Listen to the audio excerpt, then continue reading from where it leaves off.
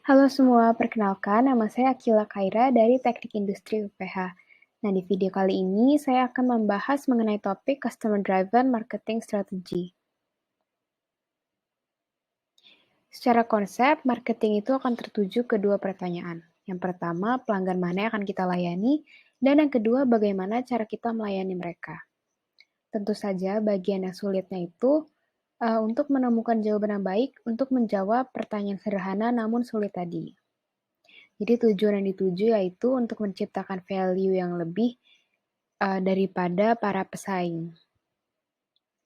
Di layar saat ini ada bagan tentang Designing a Customer Driven Marketing Strategy yang satu persatu akan kita bahas di slide berikutnya. Pertama, market segmentation. Jadi sebelumnya, para pemasar itu harus mencoba variabel segmentasi yang berbeda-beda untuk bisa menemukan struktur pasar mana yang terbaik. Variabel pertama yaitu geografis. Segmentasi ini membagi pasar menjadi unit geografis yang berbeda. Misalnya negara, wilayah, negara bagian, kabupaten, kota, bahkan juga lingkungan tempat tinggal atau neighborhood. Dan suatu perusahaan bisa aja memutuskan untuk beroperasi di satu wilayah atau lebih, bahkan juga bisa memutuskan untuk mengambil segmentasi di semua wilayah. Namun tentunya kalau ngambil di banyak wilayah, juga harus diperhatikan kebutuhan di masing-masing wilayah tersebut. Terus variabel kedua yaitu demografis, yang juga merupakan basis yang paling populer dalam hal pengelompokan pelanggan. Jadi di sini pasar dibagi berdasarkan variabel seperti usia, gender, banyaknya keluarga, siklus hidup suatu keluarga, pendapatan, terus ada pekerjaan, pendidikan, agama, ras, generasi, serta juga kebangsaan dari seseorang. Misalnya, seiring bertambahnya usia, pastinya kebutuhannya juga berbeda ya. Jadi marketnya juga pasti berbeda. Seperti contohnya di McD, ada kids meal yang ditujukan untuk anak kecil, karena disertai dengan mainan di dalam makanannya juga. Terus ada gender, biasanya diterapkan untuk pakaian, kosmetik, majalah, dan semacamnya. Terus misalnya juga berdasarkan pendapatan. Jadi kayak ada hotel yang bintang 1 hingga ke bintang 5 yang disesuaikan dengan pendapatan dari masing-masing segmen.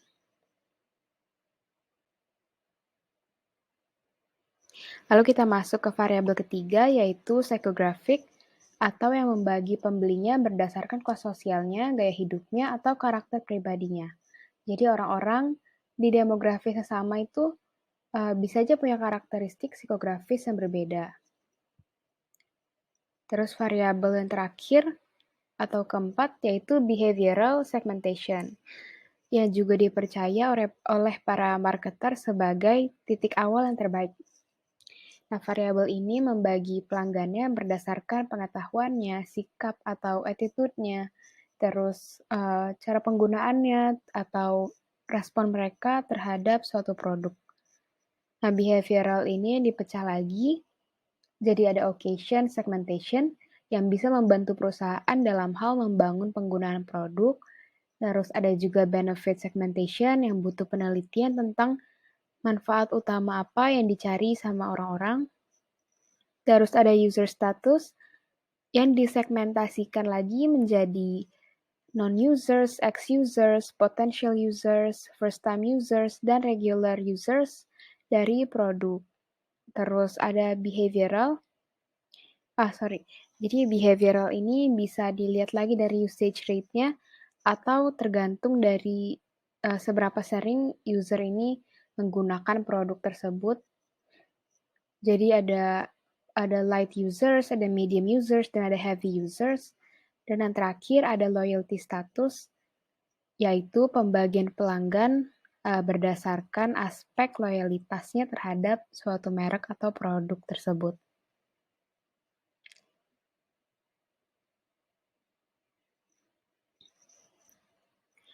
Selanjutnya ada requirements for effective segmentation.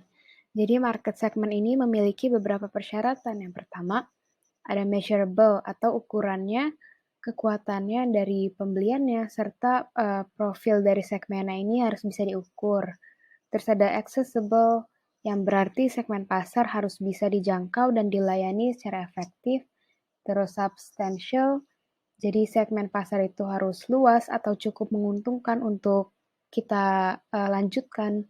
Terus differentiable, yang berarti segmen pasar dapat dibedakan dan merespon secara berbeda terhadap elemen dan program pemasaran secara konseptualnya.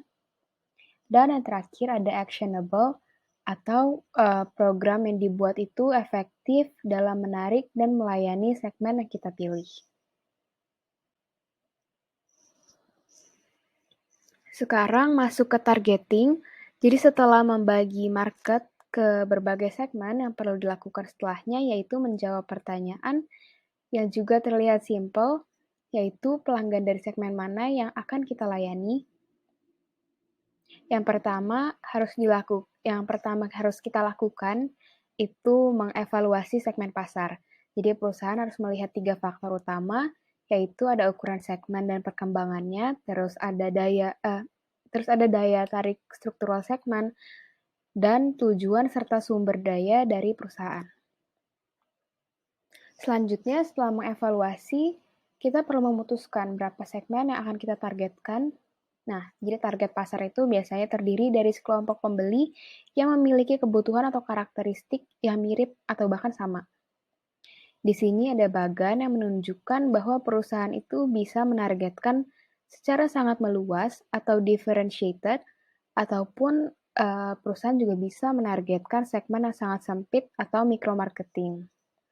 Nah, bagan ini akan kita bahas lebih lengkap di slide setelah ini.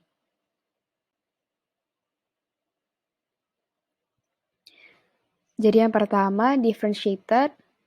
Di sini perusahaan tidak mementingkan adanya segmen yang beragam, jadi perusahaan tidak memandang gender, tidak memandang personality, wilayah, dan segmen-segmen lainnya. Misalnya kayak tisu toilet. Jadi semua orang kan butuh tisu toilet ya, tanpa harus disegmentasikan lagi. Atau misalnya barang-barang unisex dan yang lain-lain. Terus ada differentiated, yang menargetkan beberapa segmen pasar untuk mengelompokkan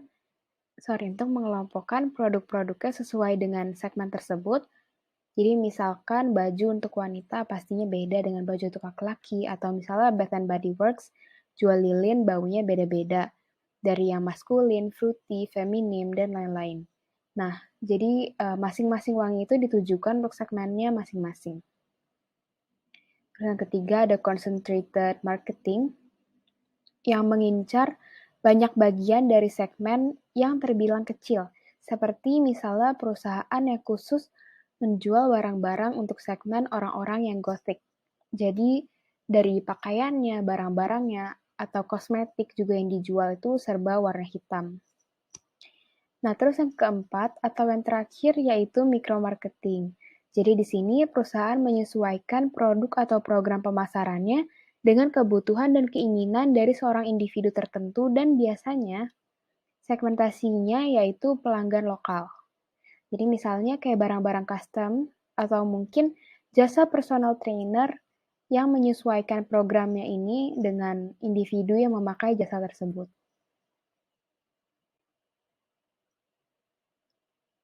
Nah, pembahasan terakhir yaitu differentiated dan positioning. Jadi, selain memutuskan segmen apa yang ingin ditargetkan, perusahaan juga harus memutuskan proposisi nilainya. Jadi, bagaimana perusahaan akan menciptakan value yang berbeda untuk target segmen yang berbeda, serta di sini juga kita menentukan kita ingin dilihat sebagai perusahaan yang apa oleh para pembeli.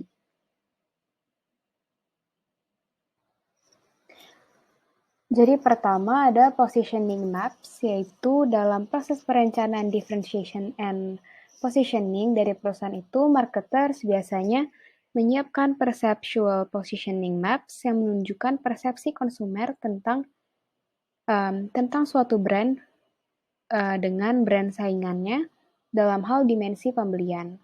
Kedua, memilih strategi differentiation and positioning.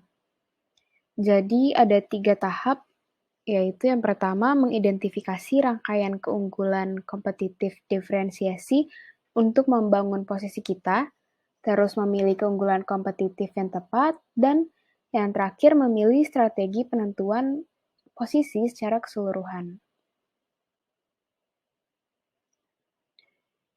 Untuk lebih mempermudah dalam hal memahami materinya, di sini aku ada contoh contoh real dari pengimplementasian customer driven marketing strategy ini.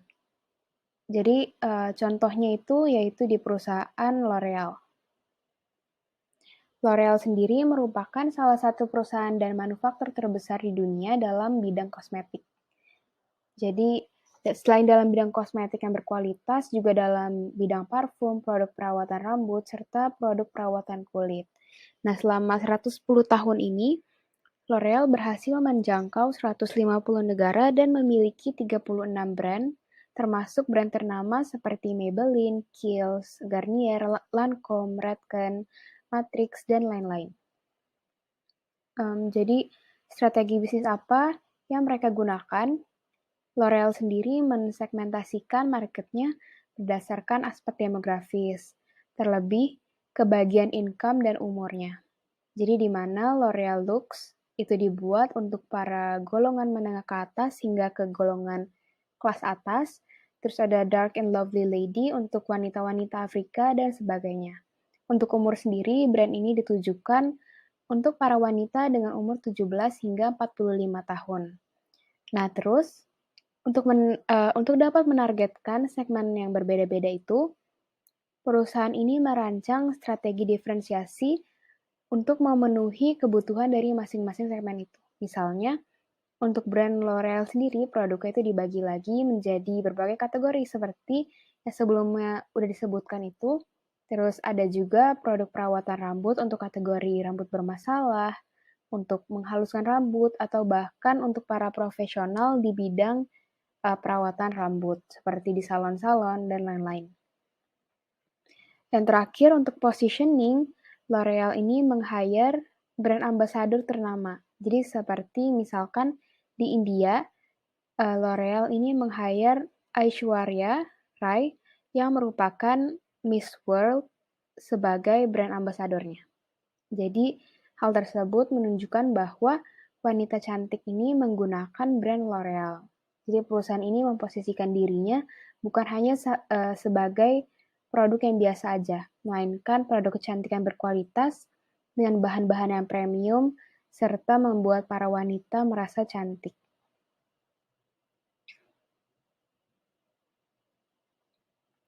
Berikut ini ada beberapa referensi yang saya gunakan dalam pembahasan materi kali ini. Semoga pembahasan ini dapat membantu teman-teman semua dalam memahami topik. Mohon maaf sebelumnya apabila ada kesalahan dan terima kasih.